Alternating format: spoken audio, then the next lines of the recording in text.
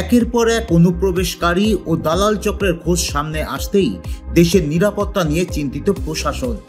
গত 18 জানুয়ারি শিয়ালদা স্টেশনে জিআরপির হাতে গ্রেপ্তার হয়েছে 3 রোহিঙ্গা। এরপর পুলিশি জেরায় জানা যায় ভারত বাংলাদেশ সীমান্ত গেদে এলাকা থেকেই অবৈধভাবে 20,000 টাকার বিনিময়ে দালাল চক্রের মাধ্যমে তারা অবৈধভাবে অনুপ্রবেশ করে। এরপর গেদে স্টেশন থেকে ট্রেন ধরে শিয়ালদার উদ্দেশ্যে রওনা দেয় ভিন রাজ্যে পাড়ি দেবার জন্য।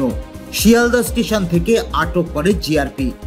কোনো পরিচয়পত্র এবং পাসপোর্ট ছাড়াই মায়ানমারের বাসিন্দা কি করে ভারতে প্রবেশ করলো, এই প্রশ্নই এখন উঠতে শুরু করেছে। এই ঘটনা সামনে আসতেই গেদে সীমান্ত এলাকায় রাজনৈতিক চাপানোতর তুঙ্গে। এই প্রসঙ্গে তৃণমূলের পক্ষ থেকে অবৈধ অনুপ্রবেশ নিয়ে দায় চাপানো হচ্ছে সীমান্ত রক্ষীদের ওপর। রোহিঙ্গা সে মায়ানমারের বাসিন্দা, সে বাংলাদেশ হয়ে ভারতেও প্রবেশ করছে গেদে সীমান্ত দিয়ে 20,000 টাকা দিয়ে।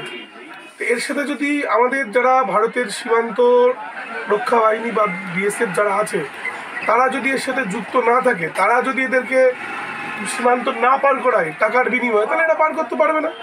যারা সীমান্তে পাহারায় তারা তো বিএসএফ, সেন্ট্রাল গভর্নমেন্টের অধীন, অমিত শাহ এদের মন্ত্রী, এই দপ্তর তার।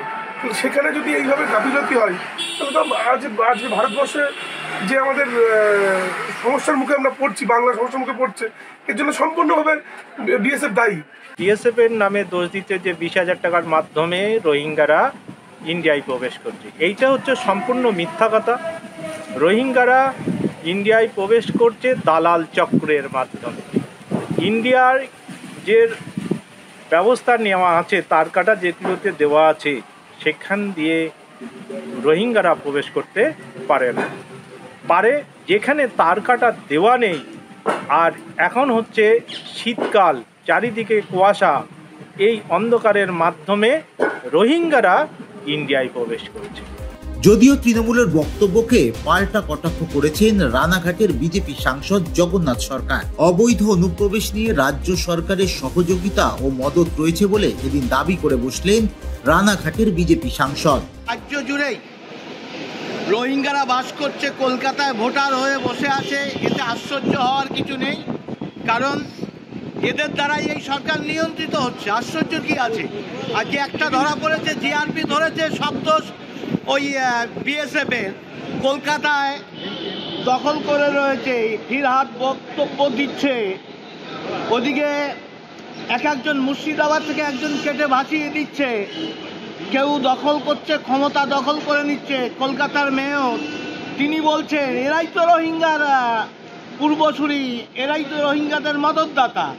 মন্ত্রী স্বয়ং এই সরকার টিকিয়ে রেখেছে, ধমক দেওয়ার ক্ষমতা নাই, পদচ্যুত করা দূরের কথা। এটা নতুন কিছু নেই।